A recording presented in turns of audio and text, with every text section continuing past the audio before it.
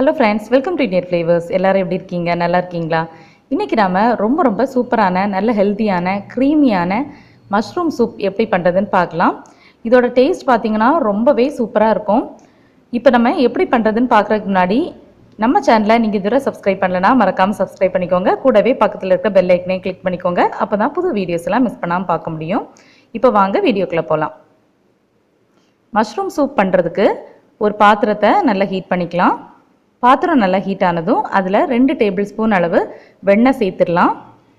வெண்ணெய் சூப்புக்கு நல்ல ஒரு டேஸ்ட் கொடுக்கும், நல்ல வாசனையும் கொடுக்கும். அதனால் தவறாமல் சேர்த்துக்கோங்க.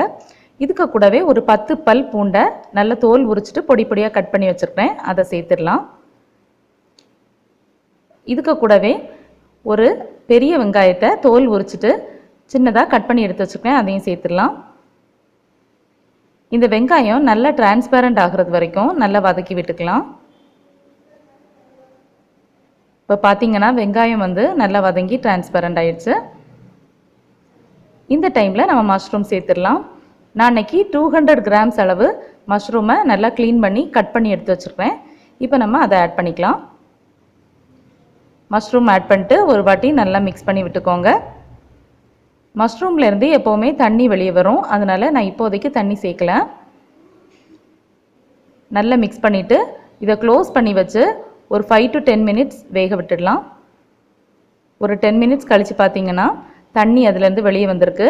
மஷ்ரூம்ஸும் நல்லா குக் ஆயிடுச்சு. இனி இதோட நம்ம கொஞ்சமாக உப்பு சேர்த்துடலாம். கூடவே ஒரு அரை டீஸ்பூன் அளவு ஃப்ரெஷ்ஷான பெப்பரை இடித்து அதையும் சேர்த்துக்கிறேன்.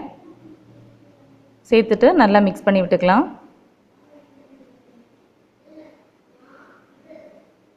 இனி இதில் தண்ணி சேர்த்துக்கலாம். நான் அன்றைக்கி 2 கப் தண்ணி சேர்த்துக்கிறேன். நீங்கள் சூப் நிறைய வேணும் அப்படின்னு நினச்சிங்கன்னா நிறைய தண்ணி கூட ஆட் பண்ணிக்கலாம். இனி இதை க்ளோஸ் பண்ணி வச்சு ஒரு 10 மினிட்ஸ் இன்னும் நல்லா வேக விட்டுடலாம். 10 மினிட்ஸ் கழித்து பார்த்தீங்கன்னா நம்மளோட மஷ்ரூம்ஸ் நல்லா குக் ஆயிடுச்சு. தண்ணியும் கொஞ்சம் வற்றி வந்திருக்கு. இதை ஒரு வாட்டி மிக்ஸ் பண்ணி விட்டுடலாம். இனி இதில் நம்ம பால் சேர்த்துடலாம். பால் சேர்க்குறதுனால நம்மளோட சூப்பு டேஸ்ட் ரொம்ப சூப்பராக இருக்கும். ஸோ தவறாமல் சேர்த்துக்கோங்க. பால் சேர்த்துட்டு ஒரு 10 மினிட்ஸ் இதை நல்லா கொதிக்க விட்டுருங்க.